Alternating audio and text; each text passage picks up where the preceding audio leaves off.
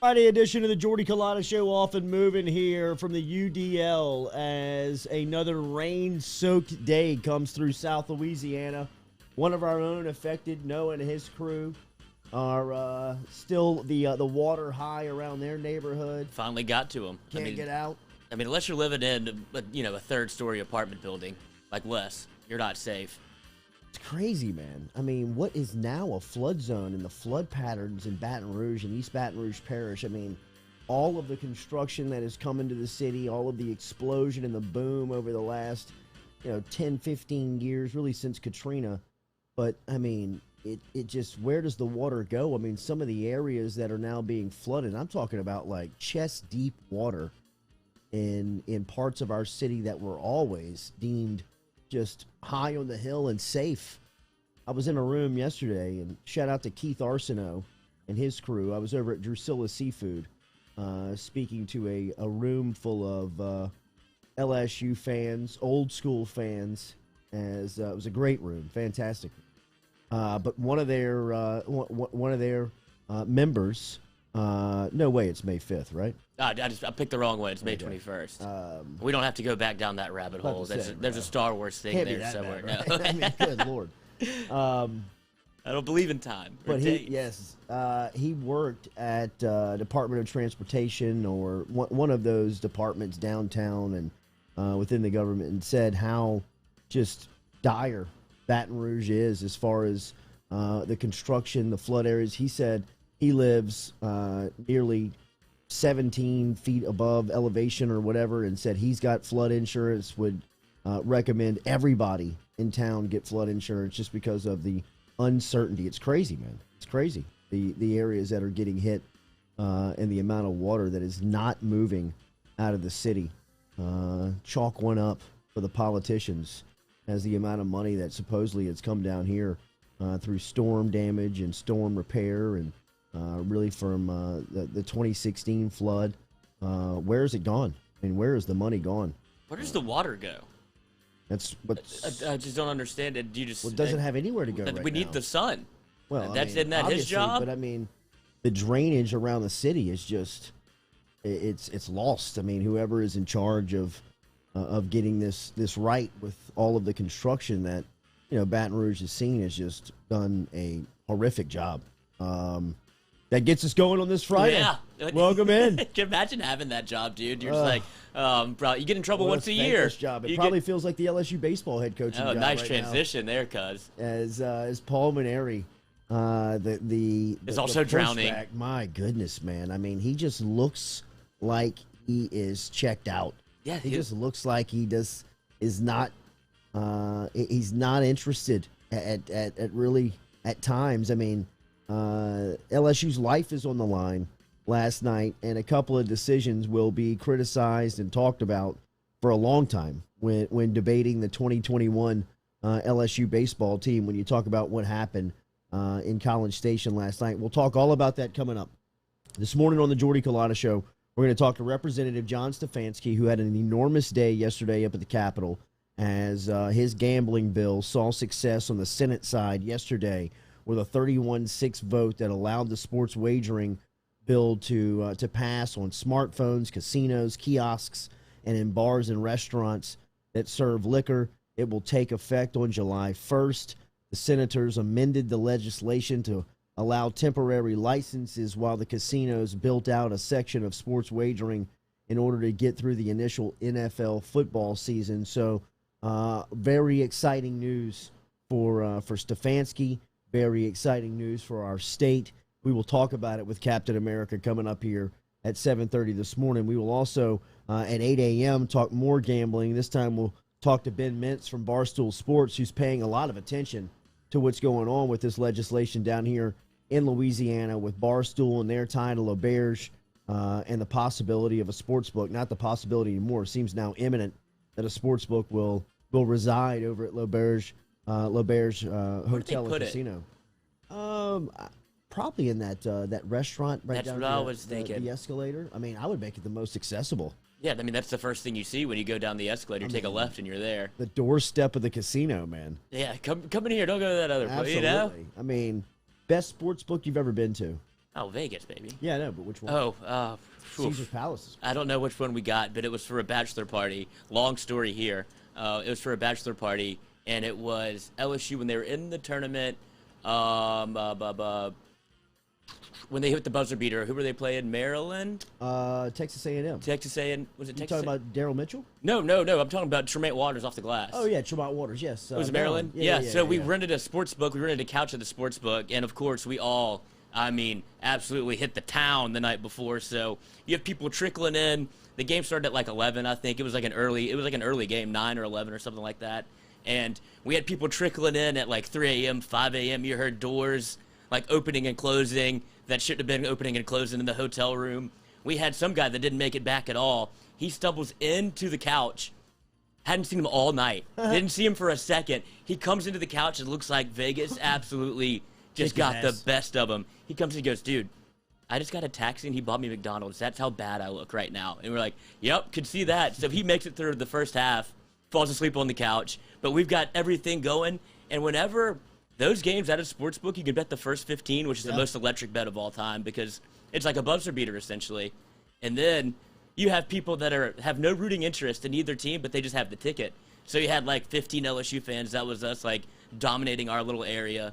And then you had people with Maryland tickets, and we're just going back and forth. And you're cheering for every bucket. It's like you're at a game, dude. So that's I don't even know which one we were at. Yeah, but they're great. A sports book is the most fun you can have watching sports. Great experience. I mean, it really is. If you get a crew of people and you've got a good game and you've got alcohol, you got beer flowing, you got people telling stories, laughing, everybody's got invested interest in the game. I mean, it's really one of the great places to watch a sporting event. And now that Louisiana will have access to that, I mean, even Jimmy Yacht and those guys were still doing shows over at the sports book and casinos over just right in Natchez, Mississippi, just jumping over the state line and doing radio shows and entertainment stuff from casino floors in Mississippi that saw enormous success from passing the sports wagering bill in its first year. And we'll talk about what some of the benefits could be for our state with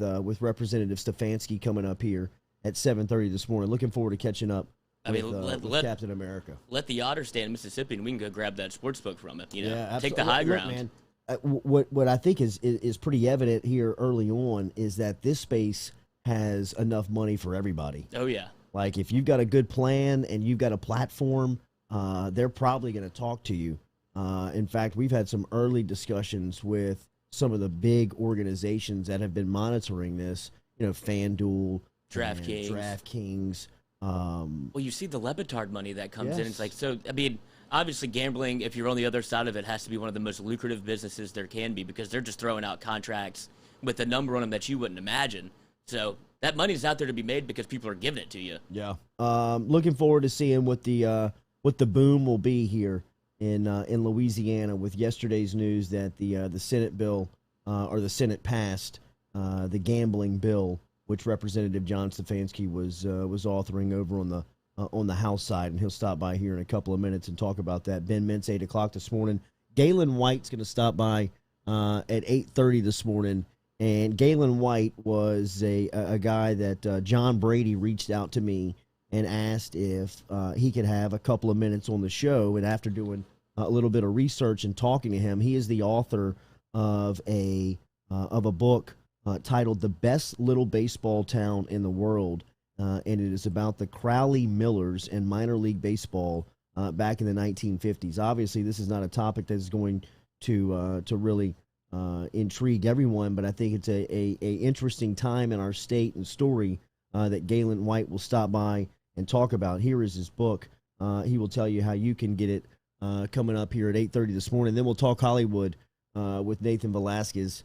Coming up here at 8:45 as Nathan's excited to talk about some stuff that's happening out in California right now with some of the things going on that Jimmy Kimmel said this week on network television, that network TV is dying. We can talk about some of the fallout of what Kimmel is saying and what that they're talking about out in Hollywood with Nathan coming up here at 8:45. But obviously last night the story is LSU playing for their postseason life on the diamond, and this series versus Texas A&M is what everybody was looking towards, and LSU really needed to have a solid, confident showing going into the SEC tournament. In the opening game of the series, they fall 2-1. The decision that is going to be talked about, criticized, debated, will be the move on Landon Marceau, who pitched the first 4 innings, gave up just 1 unearned run, 3 hits, 3 walks, 1 strikeout last night, but his velocity and his fastball was not working as dominantly as he has shown here in during his sophomore season. Mainieri had a front row seat to that, obviously, on the top step, and said in the postgame that Marceau's fatigue was the decision that, or the reason that he made the decision to sit him. Thought that there was a possibility that Marceau could have been injured last night and that his arm just wasn't up to an SEC caliber type game competitively. That is to be debated. This is a program and a pitching staff that has absolutely been haunted by pitching injuries and arm injuries, and not only haunted by the injury, but them striking at the absolute worst time, coming in College World Series type atmospheres, or last night's scenario where you're playing for your postseason life and your ace is really dealing. You know, I mean, by all intents and purposes, he was playing fine. I know it is his fastball is not working, or 4 miles slower than it has been throughout some of his other outings. But for the naked eye, he's getting people out. The untrained eye, he's working and he's doing work.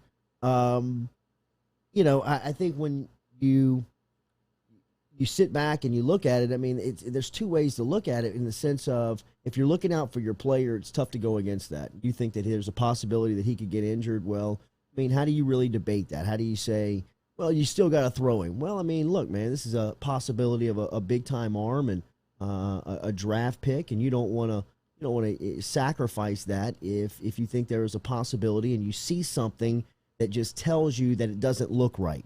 Right? I mean, you've got so much experience in watching Marceau play, and you've been alongside of him for the last 2 years and recruited him. You understand what he looks like when he's on. And last night he may have looked off, but especially you've got everybody else in the dugout there to kind of like, you can't be, am I the only one seeing this here? Right. Like, you can bounce it off Alan Dunn, you can bounce it off trainers and be like, does this guy look right? It's also the eye test, but it's also like, you have informed people and they're making decisions. It's not like he just went off the cuff and said, yank him, I don't think he looks good. Mainieri said in the postgame last night, Landon told me that his arm felt fine, but his body was fatigued and he just didn't have any energy.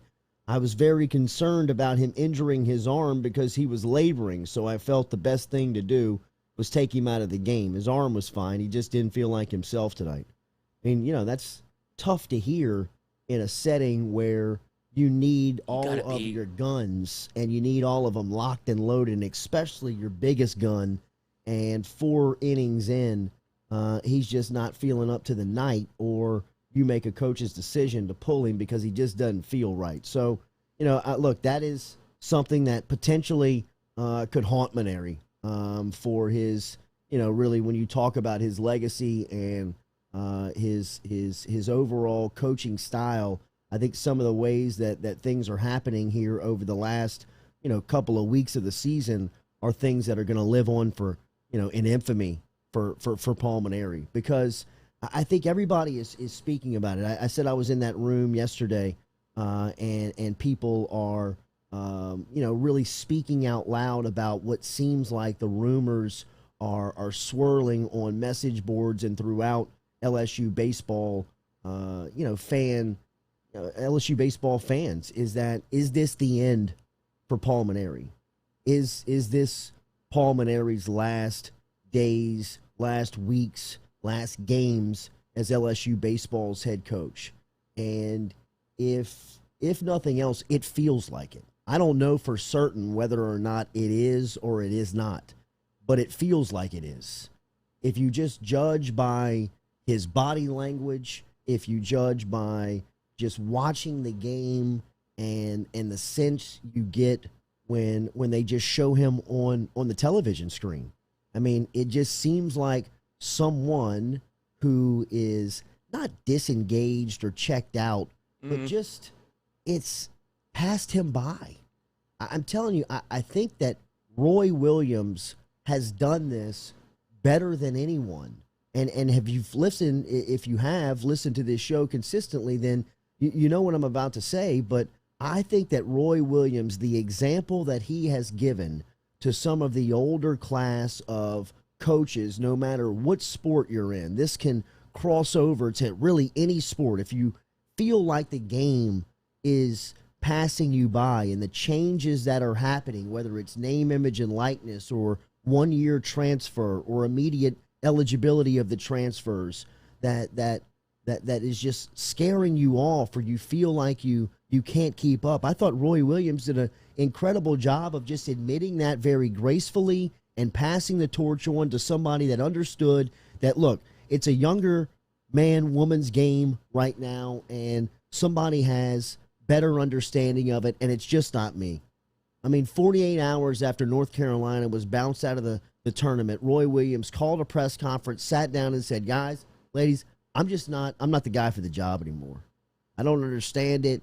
I can't keep up. I've had a great run, 18 years at North Carolina, 3 national championships, coached at Kansas for a long time, a real cool career to look back on in a couple of years and say, man, what a ride.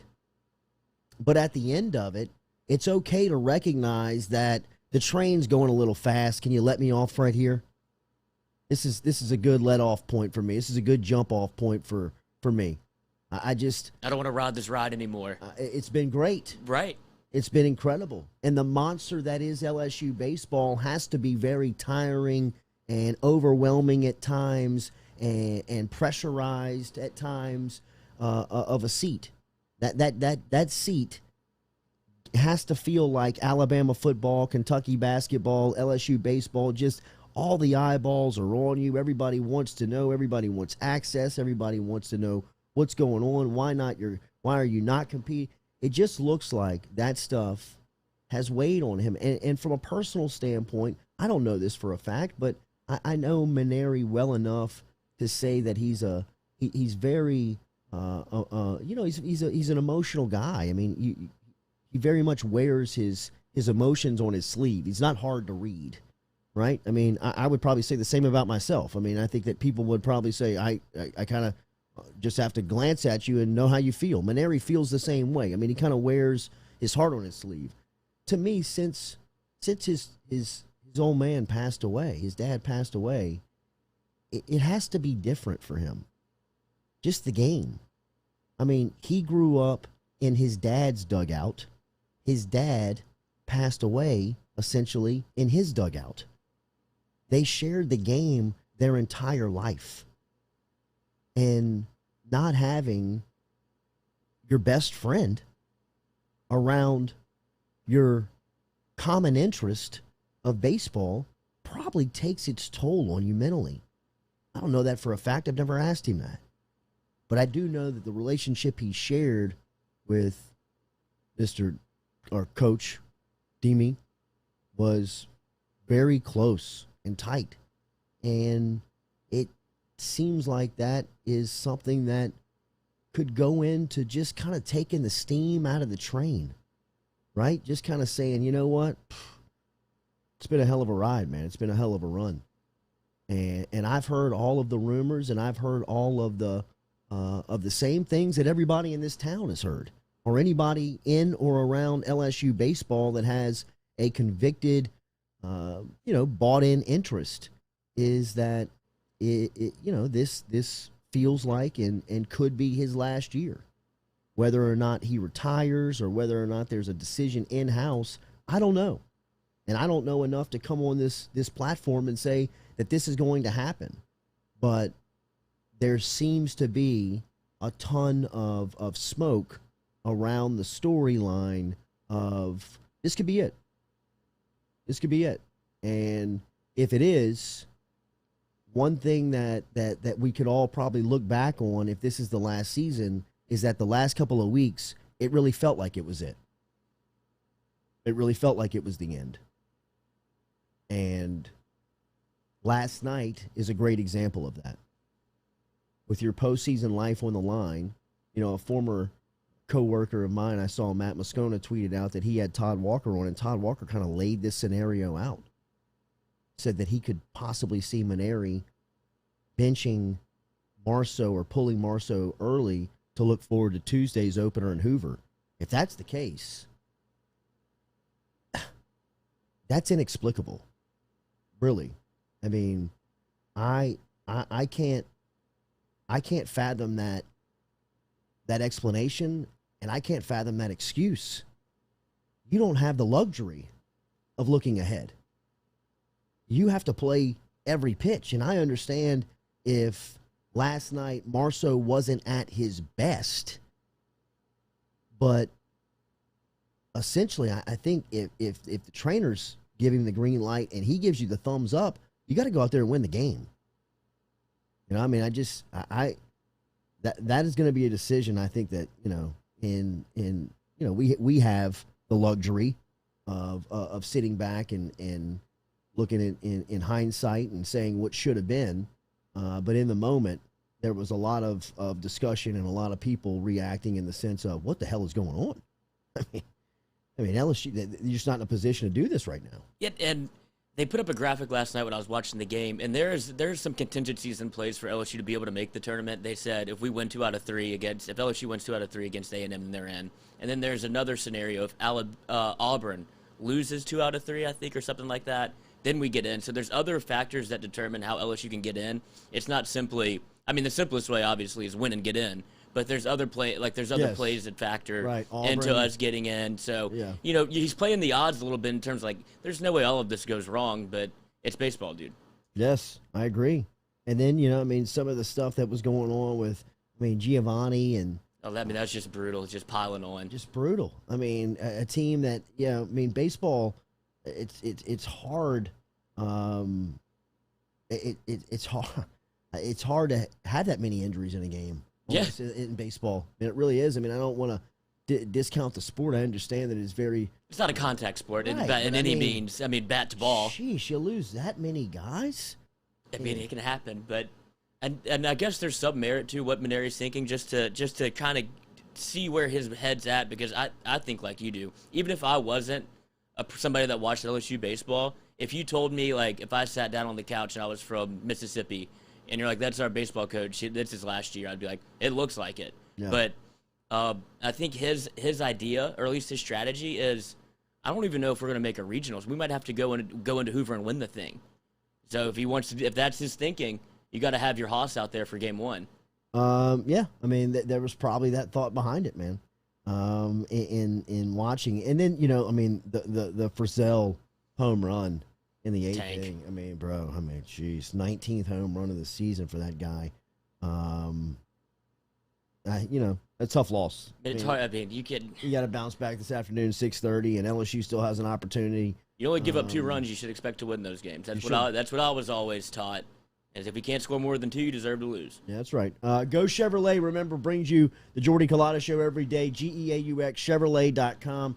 Find them online there, or they're on social media. Nick Richard, Lee Carney, the entire crew. Got great springtime specials for you down there in LaPlace, Louisiana. If you're looking for new used cars, there is a brand new lot here in Florida Boulevard, which is the newest member of the Go Chevrolet family. Stop in and see them today over there on Florida Boulevard. If you've got questions about any used car model you're looking to get into a car this weekend, check out Go Chevrolet online, GEAUX, Chevrolet.com. It's also a Harper's Friday here. We're shooting off of Sammy's fat face for a couple of people here inside of the bunker. Jump inside of the bunker if you want an opportunity to take away that $250 gift certificate to Harper's Haberdashery. We're also going to talk to Gaylon White coming up here in 1 hour about his book, The Best Little Baseball Town in the World, talking about Crowley, Louisiana, back in the 1950s and how it was a mecca for minor league baseball, and they still have the park that high schoolers and little leaguers play in Stefanski is from around that area. Representative John Stefanski is from around that area. You think Stefanski was dropping nukes over there? Sure, absolutely. I'm sure he's probably got his jersey retired on the outfield wall. They might be building him a statue up at the Capitol after yesterday's news. The Senate passed the gambling bill that Stefanski has been very passionate about. In fact, authored it on the House side, and we will talk to him about the good news and the law that should take effect on July 1st. Right here on the Jordy Culotta Show next when we come back here. YouTube, Facebook, and JordyCulottaShow.com. Make sure you like, share, interact with us. We always appreciate your interaction. Tell a friend about what's going on here, 7 to 9 a.m. Each morning, presented by Go Chevrolet. We're back with Representative John Stefanski here on the Jordy Culotta Show. Are you self-employed?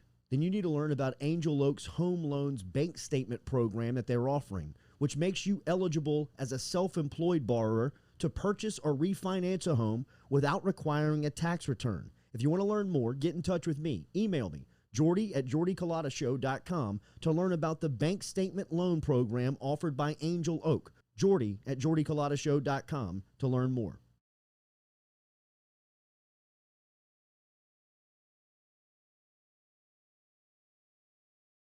Gearing up for spring and summer down here in South Louisiana, and you want to keep your lawn maintained during these sunny seasons, get in touch with our friend Blake Abear over at Abear's Lawn Maintenance, where he says, you grow it, I mow it. 225-485-8022. 225-485-8022 is where you can find Abear's Lawn and Maintenance, the official lawn and maintenance company of the undisclosed location. Go Chevrolet is proud to announce Go Express Auto Sales, the new used car lot located in the capital city of Baton Rouge, Louisiana, at 11522 Florida Boulevard. Go Express Auto Sales is online at goexpressautosales.com, or you can search them on Facebook and social media at Go Express Auto Sales, the newest addition to the family of Go Chevrolet. Remember, Go Chevrolet is located down in Laplace, Louisiana, but now welcoming aboard Go Express, the new used car lot located in Baton Rouge, Louisiana at 11522 Florida Boulevard. Well, folks, it's time to kick it old school, so you can feel cool. Give it to me, baby. Baby. Yeah.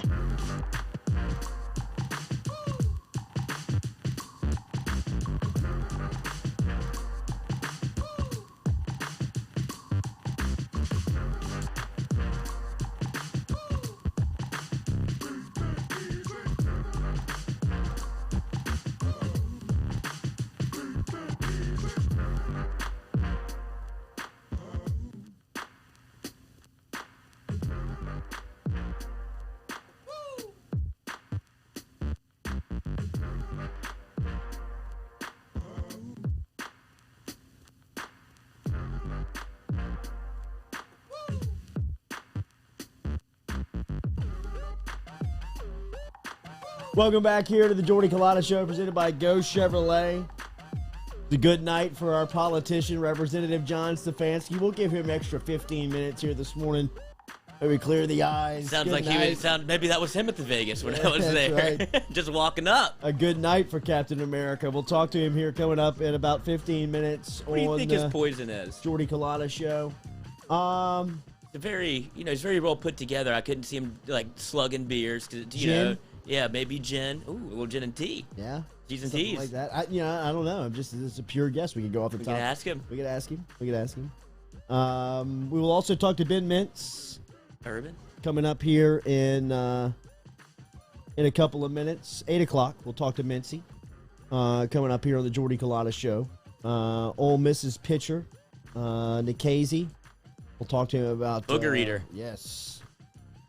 Did you see that? Have you seen that? Fits in Oxford, bro. Yeah, I guess so. Get a little snack when you can. That's right, man. Don't tell him what's on those boogers. LeBron and Steph, do you see this? Dominate the ratings, man. Mississippi caviar. That's right. Los Angeles Lakers. This the other night, and this was incredible, and almost impossible for your boy to stay up for. because the 9 o'clock kick, man, and the 9 o'clock tip off was just brutal. Wait. Is this the first foray into this world where you can't make it to the late tip? I can't make it to the late tip anymore. Like, I mean, it is because you love basketball. I love it, and I mean, even the LeBron, Steph. I mean, they couldn't have titled it any better for somebody that you'd want to watch. But I didn't even tease it, dude. I didn't even try to tease myself to think that I was going to make it to halftime, and I don't even know if I made it out of the first quarter. I don't remember really any outlying, any highlights. Nothing happened. Yeah, I just remember I know it was on one Andrew Wiggins defensive play, and then I woke up and it was 3:00 in the morning. That's a wrap. The game's over. Right. Look at Wiggins out there. But so do you go record or do you just go highlights the next day? Highlights the next day. Yeah. Now that the highlights are so easy to come by. Yeah. I mean, you can watch a 2-hour basketball game in 30 minutes. Oh, they condense it down for you. Like I didn't miss a thing. Exactly. I mean, you can see every big shot. You can hear every. You can see every missed timeout. I mean, you can see every brutal call that the coach made. So, from that standpoint, you can go just catch it. But evidently, a lot of you stayed up and watched the Lakers versus the Warriors as the Warriors in just a absolute war of a game fell 103-100 to LeBron James. As LeBron had a triple-double in his efforts on Tuesday night with 22, 11, and 10. And he couldn't see. He was able to top Curry's 37. He hit 6 3-pointers. Did Steph Curry. We talked about the acting job by LeBron. I mean, nobody at the end of the game. We talked about where he got poked in the eye, and he said he saw 3 rims. Three rims. He aimed for the one in the middle. Get out of here. Jesus. Get out of here. I mean, we'll ask Nate if how much LeBron belongs in Hollywood after that performance, because I mean it was Space Jam all over again. He got his chops ready now. I mean, give the man a. If he doesn't come out with goggles or something for Game 1 of the playoffs, then it's all for nothing. Poor Chris Paul is meeting up now with Anthony Davis and LeBron James after that win versus Golden State. But the game had an average, Warriors and Lakers, of over 5.6 million viewers, peaking at 6.1 from 12:30 a.m. to 1 a.m. East Coast time, which that was revealed by ESPN. It was the most watched NBA game on ESPN since the 2019 Western Conference Finals. As you know, I mean, this game was up and down the floor, came down to the end with LeBron James beating Steph Curry in Golden State 103-100. It's award season in the NBA, and Steph Curry is one of 3 going for the MVP right now, and he's going up against Nikola Jokic and Joel Embiid are the 3 finalists. Would you still take LeBron James number 1 overall if you had to win a series? Yes, without a doubt. I mean, he even looks a little step slow though. Like he looks like that ankle's bothering him, and I know we saw what he does. He plays it up for the camera, and he hams, and he does all the things that you don't necessarily like to see, but he's so good you can just kind of put up with it. But even this LeBron at 35 years old is still the best player in the NBA. I mean, he beat Steph Curry, who's a MVP finalist, at Steph Curry's game. He put one in his eye. You see Steph's reaction too? Well, I don't know if you did because you didn't watch the game. But Steph looks at him and goes, "Are you bleeping me right now? Like, you're doing what I do." And he knew the game was over. Then also fantastic possession by AD on the defensive end to just ball denial Steph, because even with 2 seconds left, you're thinking if Steph gets it, we're going to overtime. Yeah. No, I thought if he got a look. If he just gets a look, it's going in. Right. But I mean, it is the Michael Jordan argument of, I mean, Karl Malone got a couple of MVPs. Charles Barkley got an MVP. I mean, were those guys really the MVP of the league during those times, or did you just have to spread the wealth? You know, I mean, Steph Curry's going for his 3rd MVP of his career, which would put him in the company of Magic Bird, of Magic Johnson, Moses Malone, with guys of 3 MVP awards. Mike's got 5, but he feels like he could have had 8. The same could be said for LeBron. I mean, the fact that LeBron, I understand he missed some time this year with injury, but when you have to have a game, you have to have a series, and he's on the floor, it's incredible that we're still talking about him at this level. I mean, I was thinking, how long I've been in the media business and how long we've been talking about LeBron James. And I've been in the media business now for going on 13 years. And I was talking about him as a Cleveland Cavalier at that point. And to think about, people were talking about him 20 years ago, 21, 22 years ago as a high schooler. I mean, how long and how relevant has LeBron James stretched out his basketball career? I'm not talking about anything off the floor. I'm not talking about anything political. I'm not talking anything from a social standpoint. I'm talking about pure basketball.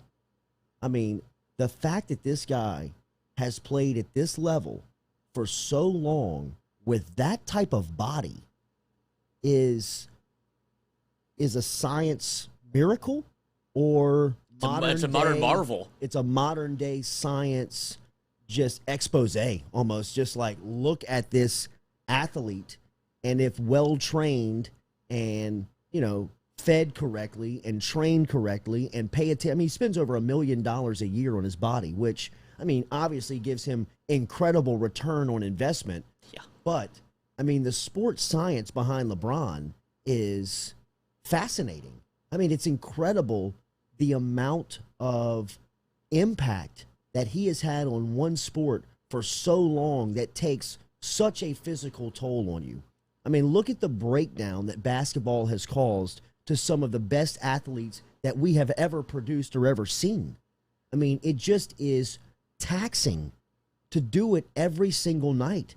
And LeBron's one of those guys that if you pay the ticket for a game in February or you pay the ticket for a game in November, you're going to see him at his best. I mean, he's going to at least give you everything he's got. And we have to appreciate that. We have to appreciate that when we watch it. I felt this for the first time when Kobe Bryant died.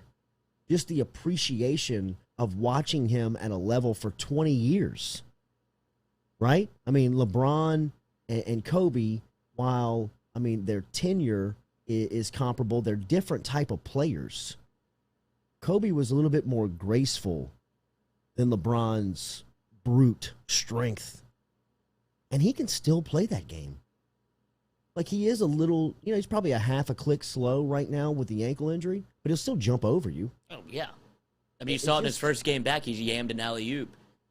I mean, he still has it. And what I find interesting is that his ability and his knowledge of the basketball game, he'll be able to play however he wants. Even if he does become a step slow, he's already developed. He showed what he could do in Miami in the post. Like, he essentially did what Zion's doing, where he got in the low post and, like, picked and chose the spots, and his efficiency was off the charts. And so he already knows how to post up. His three-pointer's gotten better in the last 2 years. Like, he's evolving his game as he kind of ages, and that's what the great ones do. You saw MJ go to the same kind of, once he couldn't be Air Jordan anymore, he still had that turnaround shot in the corner that he could hit 8 out of 10 times. He started shooting threes a little bit more, and Kobe did the same thing. So there's like an evolving scale almost, and LeBron's playing it to a T because he's probably, top 3 passer in the NBA? Oh, yeah. And that's probably his best skill set. So he can work you from the post and pick and choose, and he can play till he's 40. Daily, we're brought to you by Falaya Real Estate. Remember, online at falaya.com, you can find Barrett Blondo and his group over there, where we tell you all the time is those guys are changing the way that real estate is bought and sold here in the greater Baton Rouge area. In fact, throughout our state, we had one of our listeners up in Shreveport get in touch with Barrett Blondo over at Falaya, and has become a success story for Blondo and his crew over there. 225-939-6153 is the phone number. You can visit them online at falaya.com. Remember, everything's changing around you. Technology's changing. It's made it easier to buy and sell a house, and it's made it a whole lot cheaper. Falaya has really embraced that. Online, falaya.com. They've got virtual tours, push-button offers. They're redefining how real estate is sold. If you want more information, it's easy. Go to falaya.com or download the application today. Download the app at falaya.com. If you're looking to sell your house this spring or summer, if you're thinking about trying for sale by owner, then you need to check out Falaya. Listing plans are starting at just $399.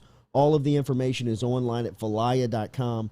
Barrett Blondo's doing great work over there. He's all over the place. Check him out. Social media is fantastic for Falaya, or you can call him. Here's his cell number, 225 939-6153, 939-6153, and tell him you heard it right here on the Jordy Culotta Show. We'll be back. We'll talk to Representative John Stefanski. We'll get the latest on the gambling bill. Where does Louisiana go from here? Who has the opportunity from a business standpoint? How are the license issues? Some of the questions I'd imagine that are still being figured out on the Capitol, up at the Capitol, are happening. But a very big day for the bill, as it was approved 31-6 on the Senate floor, which now allows sports wagering on your smartphone from casinos, from kiosks, in bars and restaurants all over the state, which will take effect on July 1st. Wow, great news for our state. And Representative John Stefanski is one of the enormous players behind this bill being approved. We will talk to him coming up here in a couple of minutes on the Jordy Culotta Show. Don't go anywhere. Coming up, Ben Mintz. Lots of gambling to get to over the next 30 minutes. So Stefanski will be here the last 15 minutes talking about what happened up at the Capitol over the last couple of weeks and the last couple of sessions around the gambling bill. How did we get here with yesterday's success story? And then Ben Mintz will stop in and talk about where do we go from here with Barstool Sports paying much attention to what's going on with gambling laws around the country, and now with Louisiana having it approved. What does it mean from a business standpoint? How much does Portnoy and Barstool, how fast do they plan on being at LeBear's Casino? We'll talk to Ben Mintz about that coming up at 8 o'clock this morning.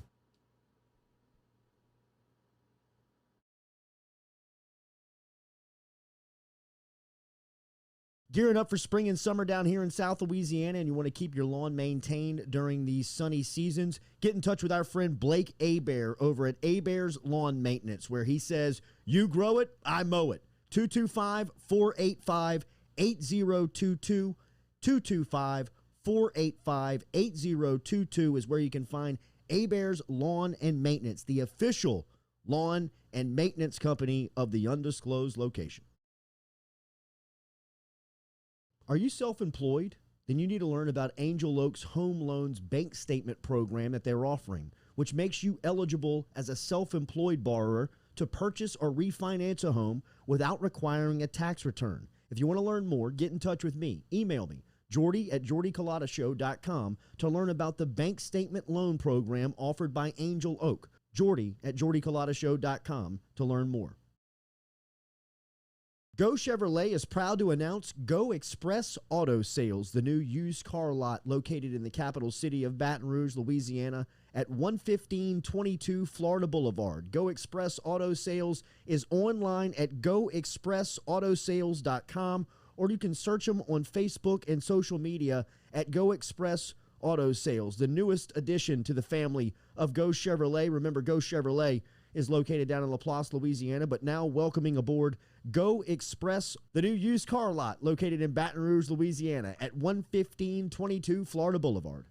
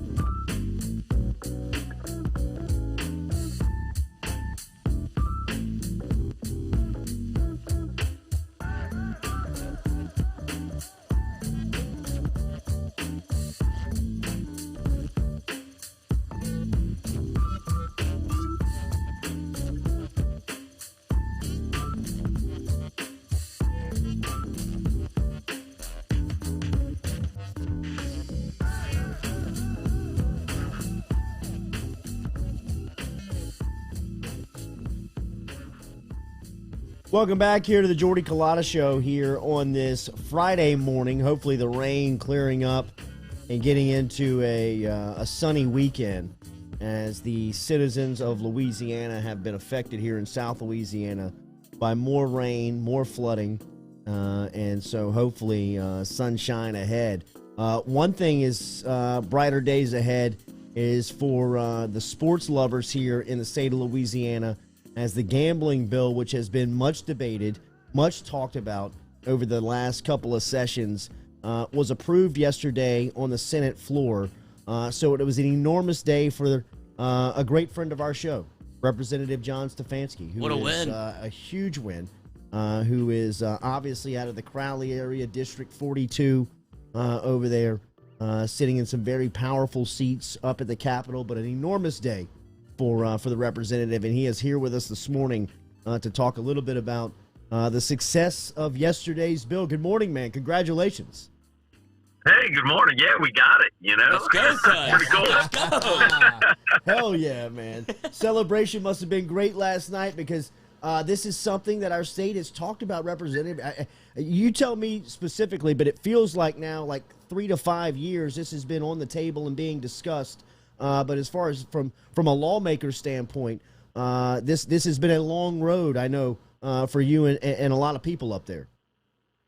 Yeah, for sure. You know, we've been talking about this for a while, and I can remember years ago, you know, kind of talking about what if sports betting was legal and having those conversations. And then obviously it's been a long road to get here, but here we are. I'm excited. So, you know, the bill yesterday came off the Senate floor. I think it only had 3 or 4 no's, you know? So, I mean, and look, they took it easy. Look, my very good friend, Rick Ward, who's a senator out of Baton Rouge, East Baton Rouge, actually, they didn't even ask him any questions. That wasn't really fair.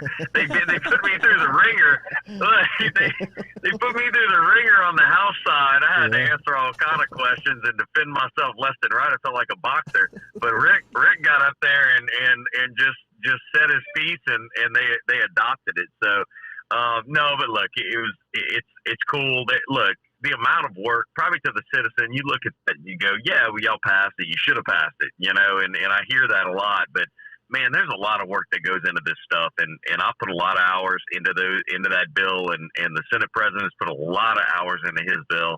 And so it's exciting for us. It is kind of, you know, we're talking about sports gaming, but you know, I'll put it to sport. You know, I played sports my entire life, and still like to compete, and that competitive attitude's still in you, and you like to win. You do, and I'm excited about this. You know, the people of Louisiana did. They spoke. They wanted this. 55 of the 64 parishes, and so, you know, I'm proud that I did my part to get it across the finish line, and we still have some work to do. The Senate President's bill came off the floor not yesterday, but the day before, and so he's asked me to handle that on the House side, and I'll do that. And hopefully we get that passed, and we can finish this up, and you know, and the citizens of Louisiana get to play, and that's what they voted on. So that's how it should work out. So the way that I read this yesterday is it says that it takes effect on July 1st. So is it still not passed and ready to go? Correct. So it's upon signature of the governor, all these things. You know, we do put an effective date, but the governor ultimately, he does have a decision of whether or not he gets to sign it.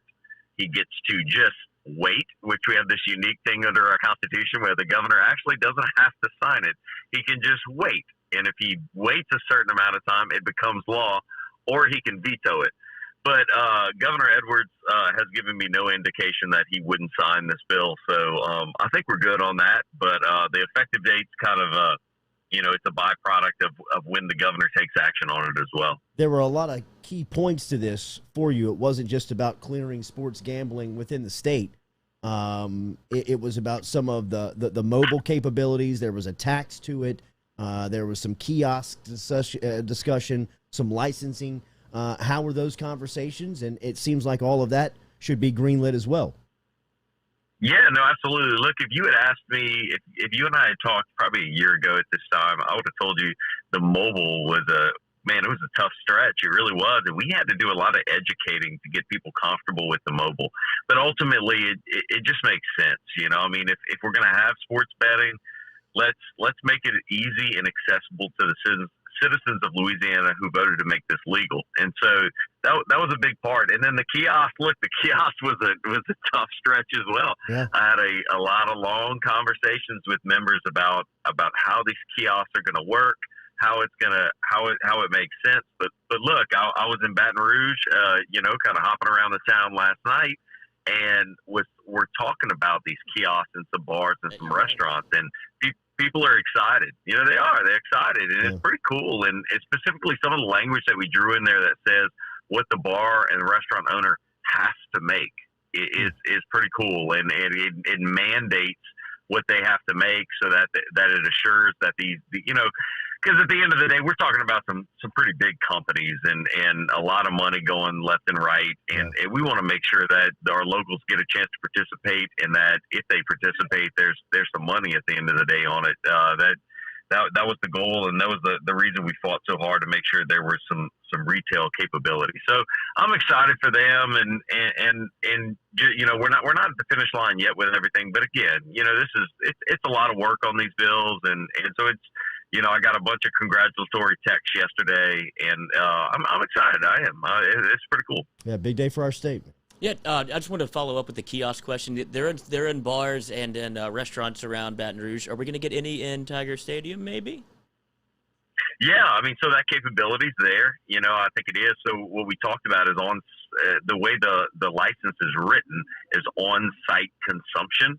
So obviously, with the new rules in Tiger Stadium, you can drink in the stadium, especially in some of the suites, which has been like that way for a long time. So absolutely, I think you're going to see that. I do, and I think that's a great avenue. It's a great revenue source, and then I think again, let's go back to the citizen. Let's go back to the people of Louisiana. They want it to be accessible. They want it to be easy if you're going to do it. And so, absolutely, yeah. I think you're definitely going to be able to see that in Tiger Stadium. Dude, pop a couple of those things in a suite. Oh my God! What did I do last night? Kicking people out. Oh yeah. The game will be like an hour and a half over. Be sliding undies under the door. Yeah. I'm watching Hawaii, for God's sake. Give the remote to that TV. Close the door. From District 42. Representative John Stefanski, who is experiencing great success with the gambling bill, as yesterday it went through the Senate floor. So give it to us who are not familiar with the process. What is the lifeline of the bill, and where does it go from here? Absolutely. So my part is done. It's waiting on the governor's action. I do expect him to sign it. The Senate President's bill, who sets up all the regulations, his is coming over to the House side. It has to go through the committee and through the House floor. And then if there's no changes, it can go straight to the governor. If there's changes, it has to go to what we call concurrence, meaning the House and the Senate have to agree on those changes. And then, of course, we have Senator Rick Ward's bill, who is going to actually appropriate the money. And so we're looking forward to his passing as well. So those two other elements have a little bit of a road, but everything looks pretty good. I got to be honest. We haven't had a ton of opposition yet. Like I laugh at my good friend Rick Ward. He had it very easy on the Senate side yesterday. They didn't pepper him with nearly the questions that I got, but that's good. I was waiting in the wings, ready to give him some backup, but man, he was good. He had it. And hey, and look, I want to touch on this too, because y'all show plays a part. And I told this to somebody the other day. I said the exposure and the ability for me to be able to talk and educate people is a big part of this. And I talked about the first time I came on your show. I talked about it. I said, look, if the members, or rather if the citizens listening to this want this to happen, reach out to your representatives. And I heard that. I did. I talked to some reps who said, hey. They reached out to me. They said, vote on your bill. What does your bill do? And had to explain some of that. And so, man, thank y'all for that. Thank y'all for the ability to be able to, reach people. And that's what this process is all about. It's about people getting engaged and people telling the representatives what they want to happen. Because at the end of the day, we work for the people. And it's cool when all those things come together. Because look, it doesn't often happen like that. Yeah. There's a lot of times where I have calls on both sides, 50-50. Vote against this, vote for this, and man, we have to make some tough decisions. But in this case, there was a lot of support from the citizens of Louisiana who wanted this to happen. And shout out to y'all for giving me that support and helping that to make it reality. We love our state. We love people who love our state, and you are a great representative of that. So anything that we can do to play part in this, and especially something like legalizing sports gambling, which our state has been nearly desperate for the last couple of years, and watching states succeed to the left and right of us and all over the place. Thank you for coming on this platform and using it to the benefit of the state of Louisiana, and for giving us just a little small piece of the pie. Maybe we'll take it. We'll eat all day. We will eat all eat day. The crumbs. Oh, yeah, no doubt. And look, Jordy, one of our mutual friends, texted me after the bill passed and said, look, we expect it to raise conservatively $27 million a year for the state. So I mean, it's real money. It's real money. So pay attention to Rick Ward's bill to see how that money gets dedicated or not dedicated, and see where that money's going to go. Yeah, no doubt. But appreciate it, guys. Oh yeah, no worries, man. And you've been championing this bill for a long time. It seems it seems like this has been like almost, I don't want to say your life's work, but something you've dedicated a lot of time to. How how successful did you feel yesterday, or how much was it how much of a win was it for you? Like, did you finally take the coat and tie off and like, all right, I did it, I got it done? Because you said you're done with it now. Yeah, no, look, yeah, it is. It's a lot of what people probably don't realize is the hours we put in. A state representative is a part-time job. It is, and that is not how that is not the effort we put in, and not what people expect of us. But at the end of the day, it really is. It's every single person that's in the legislature. Almost all of them have a real job. That funds their income source. And this one took a lot of my time. I've been working on this since probably December about what it's going to be, what it's going to look like, and all these different elements and all these different entities coming at you saying, this is what I want it to be, and you have to have this in the bill. And I mean, look, a couple of weekends ago, I was working on Mother's Day and taking time out of that day to work on this. So yeah, we spend a lot of time working on these things, especially when it means a lot to you. And since I got in the legislature, quite honestly, I kind of get invested in my bills. I really do. It's, again, let's go back to sports, which is that's the main topic of y'all's show. I treat it like a sport. Now, I do not like to lose. I'm extremely competitive, and I mean, when I carry something and somebody says, "John, will you do this?" Hey, get ready, man, because I'm coming. And they was like that on this too. And I get very competitive, and I want to win, and so it means a lot to us when it passes, and it's cool, man. You think back about all the time that you put into these bills that it took to come up with these ideas, and you're proud at the end of the day. But in this case, look, it's not over, and we got to get the Senate President's bill. But mine was the big hurdle. Mine was the 2/3 vote on both sides, and so we were nervous about that from the beginning. It's passed. It's on its way to the governor. The other bills are just a simple majority. So I think we're going to get there. We're going to work hard to finish it up. But absolutely, look, I wake up this morning. I'm proud. I think back about all the work it took to get us to this point. And at the end of the day, I'm just happy that I don't have to look at constituents and look at the people of Louisiana and say, hey, we didn't get it done. Right. I didn't want to do that. That was my fear throughout this process, to go back home and have to say, oh, sorry, we screwed it up. I did not want to do that. So I'm excited that I didn't screw it up and proud of the same stuff. The next Attorney General of our state, the future governor of our state, the man, Representative John Stefanski, possible president, bro. Don't give us a lifeline to the White House. We are talking to Gaylon White coming up here at 8:30. He is the author of The Best Little Baseball Town in the World, which is remembering the Crowley Millers and the minor league baseball system of the 1950s. You are from Crowley. You've seen this ballpark be restored and games being played there with little leaguers and high schoolers to this day. What's baseball mean to your hometown? Oh man, I didn't realize that. I really didn't. That's cool. And he, I haven't. I will not lie. I have not read the whole book, but I have read parts. I had the honor of introducing Mr. White to the House of Representatives a couple weeks ago, which was pretty cool. And look, man, baseball has just a long history in our town. And I mean, we had Babe Ruth come to Crowley. He commented on our skyscraper, which is, it's funny to think about that. But I mean, our bank, we have a bank building in Crowley that, spans, I think 10 floors or so. And it is, it has a really long history in Crowley, and we're proud about that.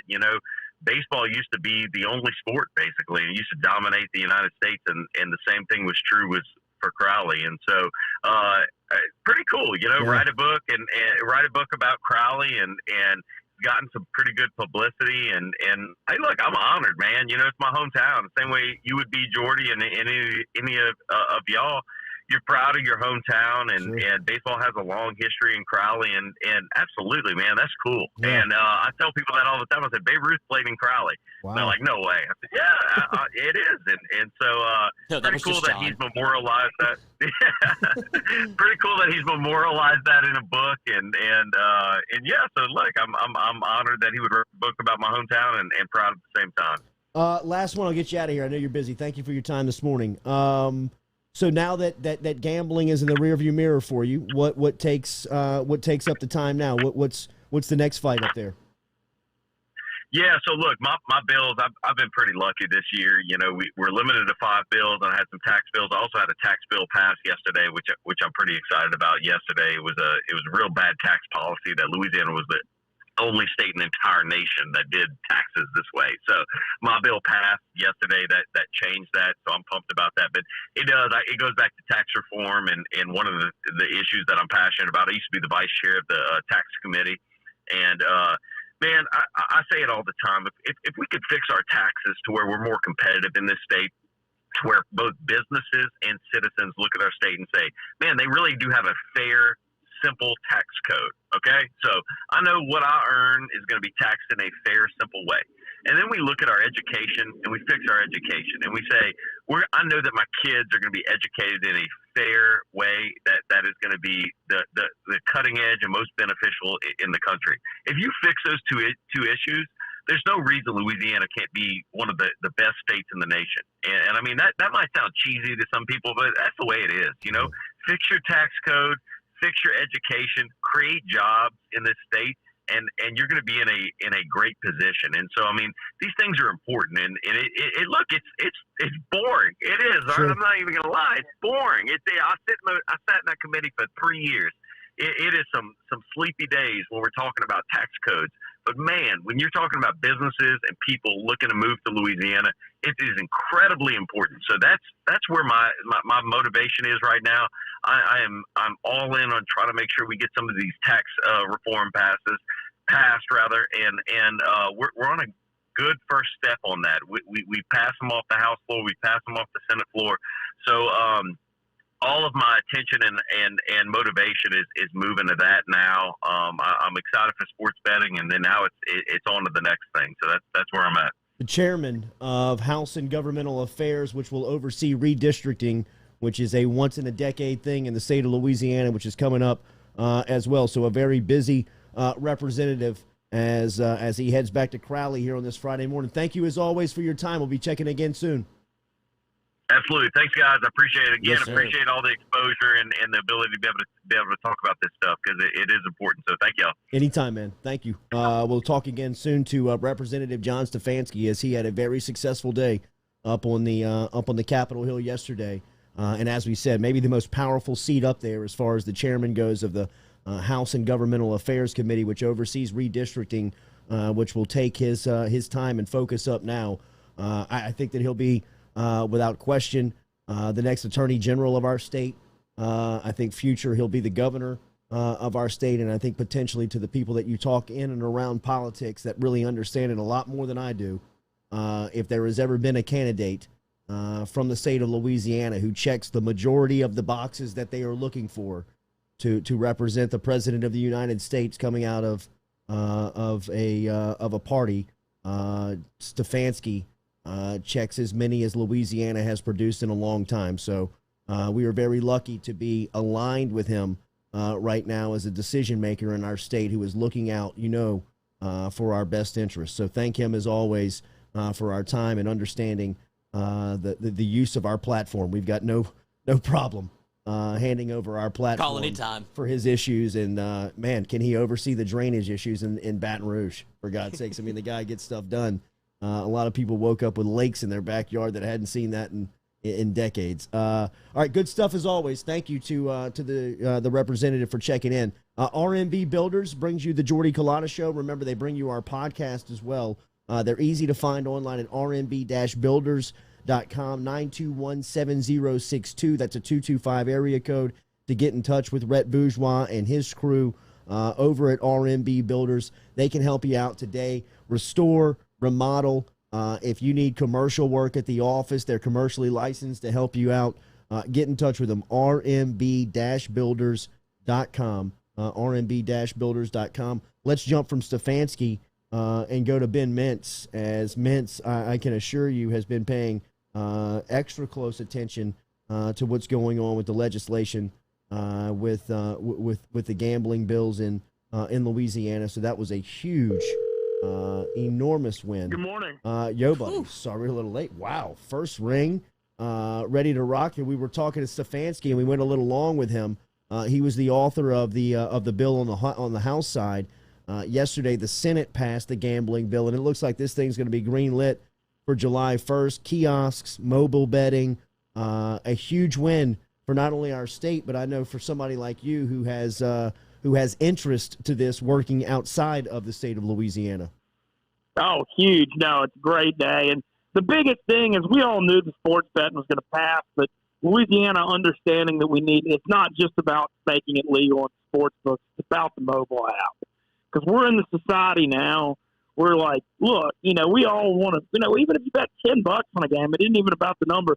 People have busy lives, and they want to be able to sit on their couch and bet on a game without having to drive 30 minutes or an hour to a casino and walk into a sports book and place it and have to go back to the sports book, cash out. And so the biggest win here isn't just that sports gambling's coming, it's the mobile app thing. And I'm really pumped that Louisiana figured this out because, honestly, I had a lot of doubts about it.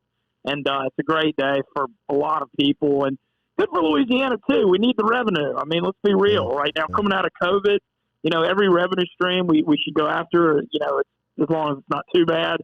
And Louisiana also sitting so close to Texas is one of the biggest things we've got because we've got just a river of money to our west. And you look at Lake Charles and Bossier and our proximity over there, we're going to get a lot of Texas people over here placing stuff too, and I think that's going to be great for the economy. Mintz, not that you have to take us inside of the boardroom of Barstool Sports, but what is the true discussion of watching state legislation from you guys' standpoint when just kind of monitoring this stuff?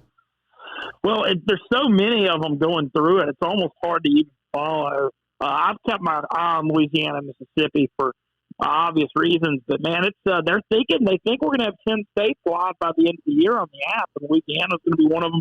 Just got our fourth in Indiana on Tuesday. So far, it's Pennsylvania, Michigan, Illinois, and Indiana are all already live with the app stuff. Louisiana's going to join. I hear Mississippi is going to revote on the mobile betting possibly in the summer. I've heard rumors of that.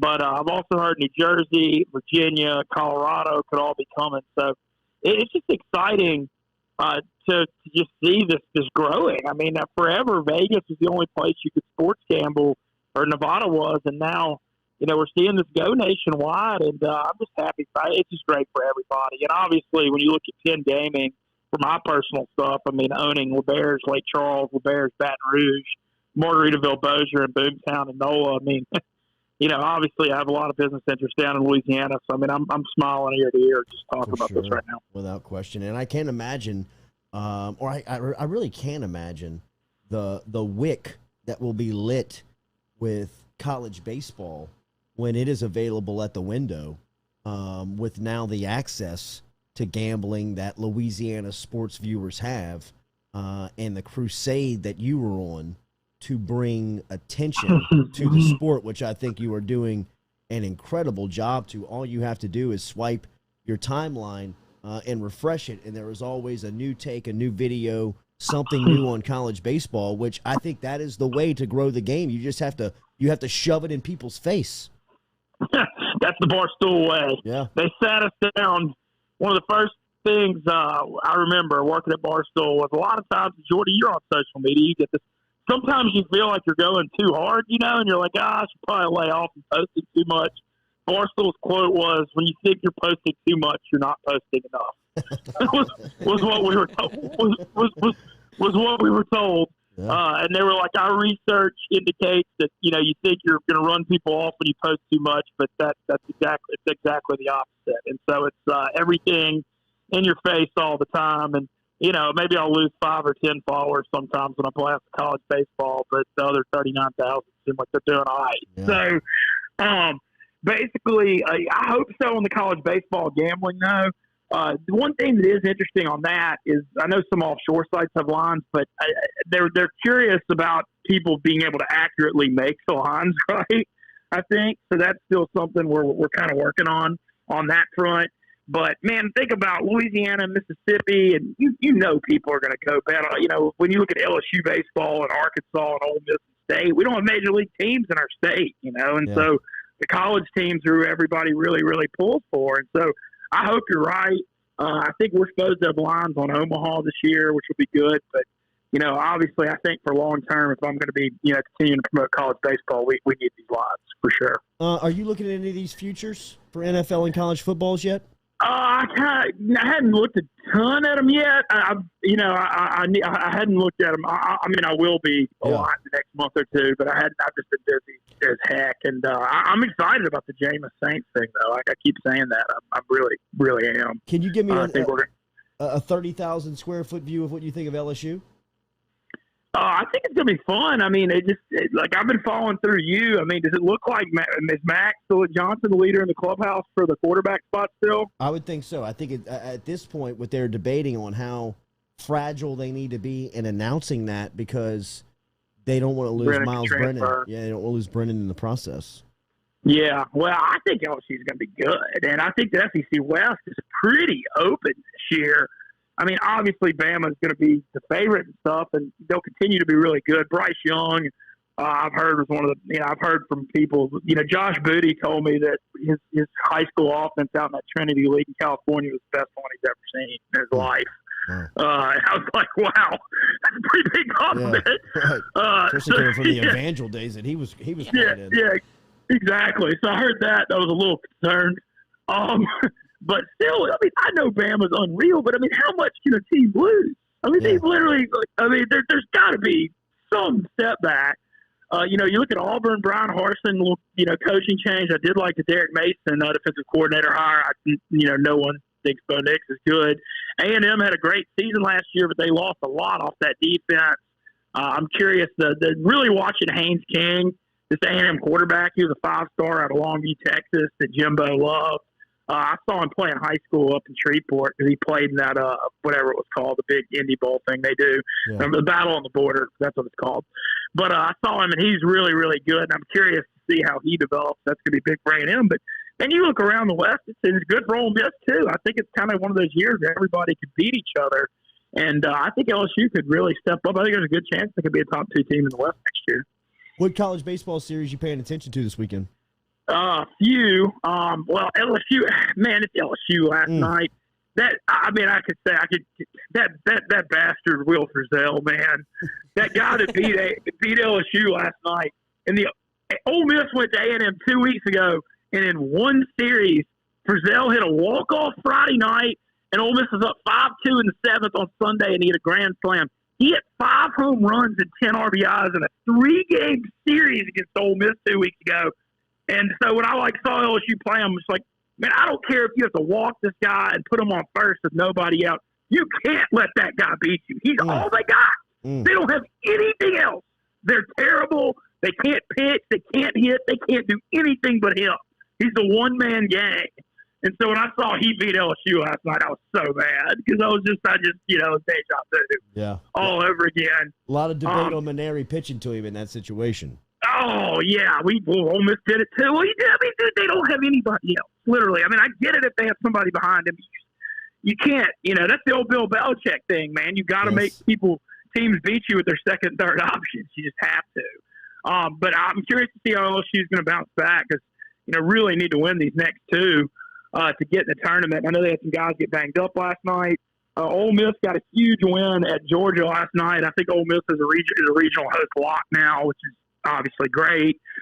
Super pumped. Big shout out to Ole Miss lefty Doug Nikhazy. Ole Miss 8-1 when he starts this year in the SEC, 9-10 when he does. Dang. pretty great. He outdueled Kumar Rocker last week. He's going to be the one pick, the one hitter at Mississippi State. I mean, dude's been just a monster. The other ones, Arkansas beat Florida last night 6-1. Arkansas's, I mean, I don't love them, but they're the legit number one team right now. If they have one weakness, they're they don't have the best starting rotation I've ever seen, but they got everything else you could ask for. But those are kind of Tennessee, South Carolina's interesting. Tennessee's trying to win the SEC East, and they hammered them 10-4. But who would have thought that before the year? I mean, you look at Tony Vitello. You look at what Tim Corbin is at Vandy, and then Florida is year in year out. I mean, I'd heard Tennessee was getting better, and I was thinking, oh man, they might be top 15, top 20. But they're 2 games away from winning the SEC East outright. So watching that pretty close. I'm in Monroe right now because I had some family stuff come up this week. I'm actually going to Old Dominion, Louisiana Tech tonight at that new Tech Stadium. I'm excited to check out the new 2,500 person venue. Old Dominion leads the nation in home runs. It was like a 10-8 game last night, so should be entertaining, I hope. Mintzy, the early line came out on LSU UCLA. It opened at 1.5 and it's moved to 3. LSU -3. What are your initial thoughts on that? UCLA has one game before also.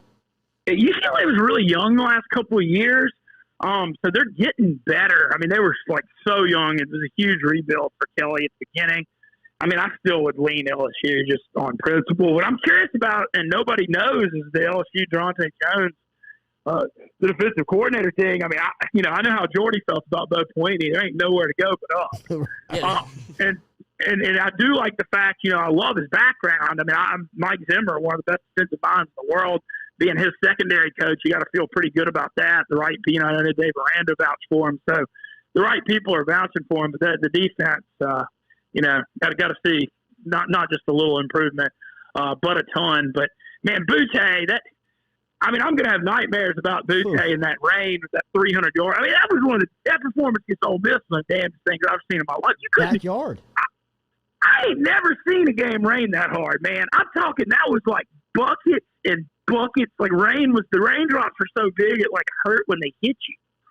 I mean, it was it was insane. He had 300 yards in that game, man. So I'm looking forward to seeing how he develops, and I hope to see LSU have a really strong bounce back year. I think it's going to happen though. I think last year, I mean, I know it's lame to say, oh, you use COVID as an excuse and stuff, but LSU had the best season literally ever, and all that COVID stuff hit. And I mean, you got to wonder how that affected a lot of people's mindsets on that team. When you've already like achieved and reached your goal, and then all this crap's going on. I sound like I'm making excuses, but I don't know. I just thought it was a weird year, basically. Benjamin Mintz, back in the borders of Louisiana. It's good to have you back. I'm sorry under the circumstance. Enjoy your time tonight at the ballpark. Thank you, as always, for your time. We'll be checking again soon. Heck yeah, man. Thank y'all for having me. Later, buddy. A little chuckle all the way out. Nice. All right, there's Ben Mintz checking in. Give me 10 minutes. In 10 minutes, we will talk to Gaylon White, who is the author of The Best Little Baseball Town in the World, talking about Crowley, Louisiana. We talked a little bit about that with Stefanski, who was here at 8 a.m. Remember that, as we said, the podcast is brought to you by RMB Builders, and our dentist is Johnson and Spillers. Check in with Dr. Chad Spillers and Dr. Johnson, as they can help you out today. They have 2 locations. One of them is in Gonzales over on Pepera Avenue, the other here on Perkins Road in Baton Rouge. Easy to get to and find out all the information online if you need it at johnsonspillers.com. Pediatric dentistry, if you have a kid that needs some work done on the mouth, then you can go over to Johnson Spillers and they can get that done today. Online, johnsonspillers.com. We're back with more of the Jordy Culotta Show, driven and powered by Go Chevrolet every day.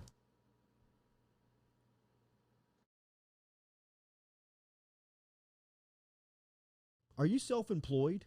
Then you need to learn about Angel Oak's Home Loans Bank Statement program that they're offering, which makes you eligible as a self-employed borrower to purchase or refinance a home without requiring a tax return. If you want to learn more, get in touch with me. Email me, Jordy at jordyculotta.com, to learn about the bank statement loan program offered by Angel Oak. Jordy at jordyculotta.com to learn more.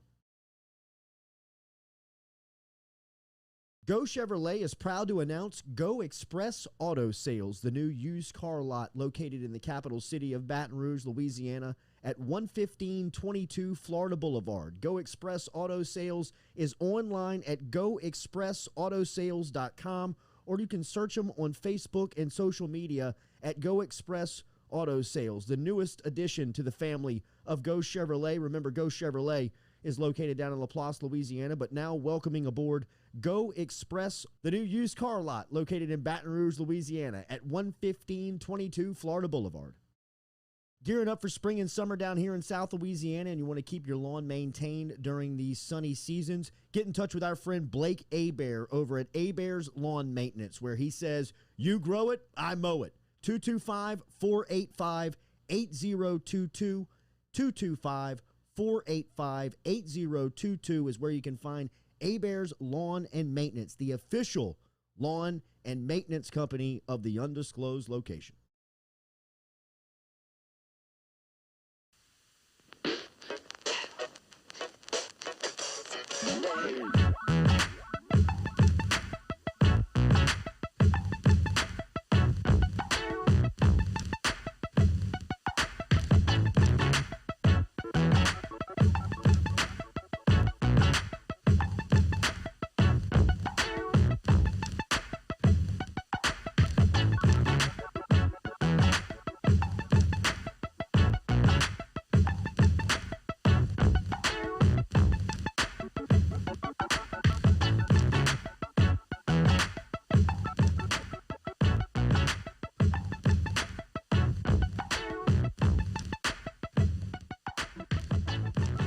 All right, I appreciate Ben Mintz stopping by here on this Friday morning. Some more rain coming down here in South Louisiana. Stay safe out there. One of our crew affected by it. Nothing in the house for Noah and his family, but they're washed in. They can't get out of the house. There's water all around the neighborhood and around the driveways, so they're held in their house right now in certain areas around East Baton Rouge Parish and the greater Baton Rouge area. More floodwaters affecting the people of South Louisiana. So make sure and stay safe out there. Good stuff from Ben Mintz. Good stuff earlier from Representative John Stefanski. You think Stefanski takes the day off today? Because I would, and I don't think he does. But that's the difference between us two. Yes, that is the difference. I'm sure a bunch of other things. That is the difference. He's a full-time lawyer back in Crowley. Like, I was talking to him about a couple of weeks back, and we were on the phone, and he was headed back to Crowley, and I'm like, what are you doing? Like, what are you going over there to do? And he's like, I'm the attorney for a closing on a house. One of my buddies is buying a house. They needed a closing attorney. I'm going to do that. And then he was going to read new case files that came across his desk for some case that the firm had just picked up. Like, he's down there working with his dad, alongside his dad with the law firm. And what a proud dad. I just kind of thought to myself, that's the difference. Of that. You know what I mean? If I worked all week as a state representative and was heading back on Friday, there's no chance I'm doing anything. You're not catching me in the office, dude. On that Friday. Might swing by, throw the deuces up, make sure this thing's locked. Yeah, that's right. Everybody here? Everybody good? Good? Everybody good? I mean, y'all saw what I was doing, so I don't have to work today. Exactly. Dude, could you imagine if you don't know Stefanski and you're going up against him in the courtroom and you're like, oh, no. No, I'm like a politician. I might be in a pickle here, dude. It's like the politician. I mean, whoever is running for attorney general next, I feel sorry for, because I'm sure you're qualified, and I'm sure that you do good work, and I'm sure that, in an ordinary year, you might have a chance. Yeah, the bracket didn't work out for you, dude. When my boy says, nah, I'm going to be the attorney general, and he's the head of, and he's the chair of the committee, overseeing redistricting, which is going to allow him to travel the state and literally go sit down in every single parish in this state and hear people's sales pitch on why they should stay within that certain district or area, all the while collecting relationships, yes, shaking hands, signing babies, fundraisers. I mean, it's just a dangerous combination. And the bill passed, so he's got that in his back pocket. Oh, you like gambling? I mean, like he said, I think he had 4 bills this legislative session.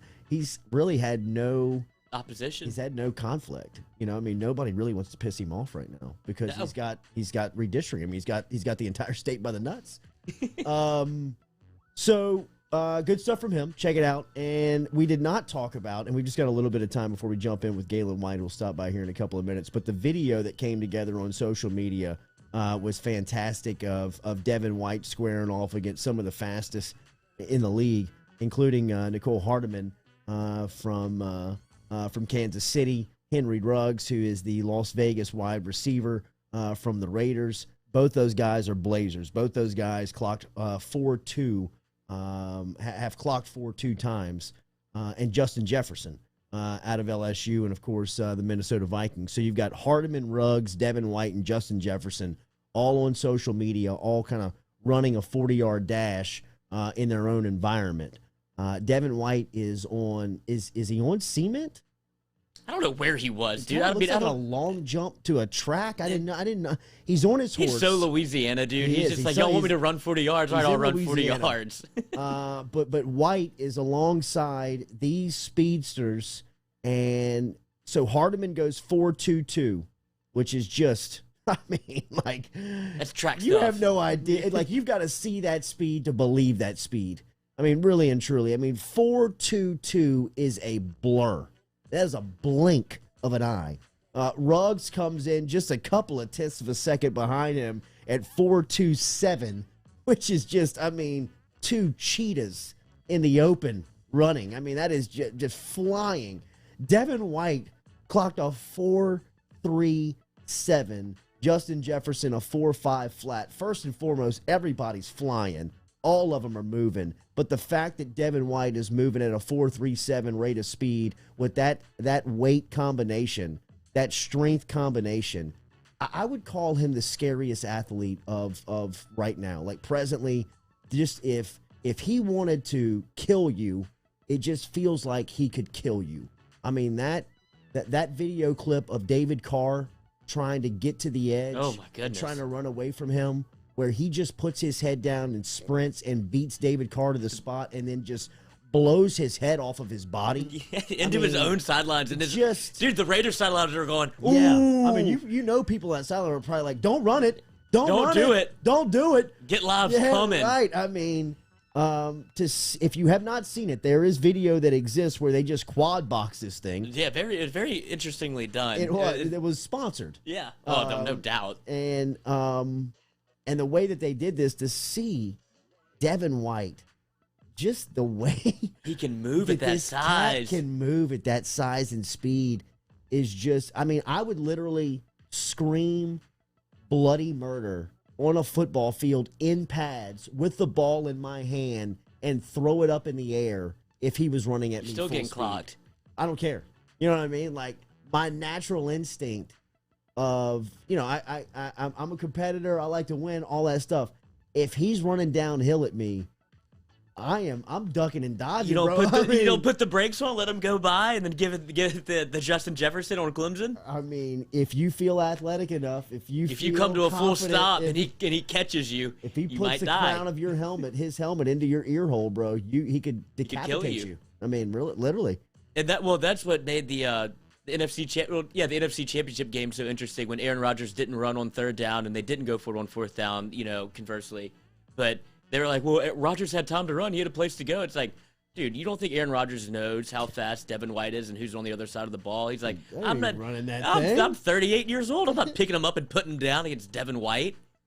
Give me 30 seconds. I'll come back with Gaylon White here. Remember, Advanaclean. Think they're related? Advanaclean, we'll ask him. Water, fire, mold. Advanaclean. Get in touch with my friend Bradley Lynch. It is easy to get in touch with Lynch. I told you after 2 days ago's flood, the first call I made was to Lynch. He was over here in 10 minutes, navigated the city and got here. You can find him. He's in the Industrialplex here in Baton Rouge. He's also online at Advanaclean, ADVANTA, clean.com. 225-369-5228 is the phone number. 225-369-5228 is the phone number. Water, fire, or mold damage. A lot of people affected by this right now in South Louisiana. If this hits home with you and you're looking for one call to take care of all of this mess, get in touch with Advanaclean. ADVANTA, clean.com, or call him at 225-369-5228. The author of the best little baseball town in the world, talking about Crowley, Louisiana. Gaylon White next here on the Jordy Culotta Show.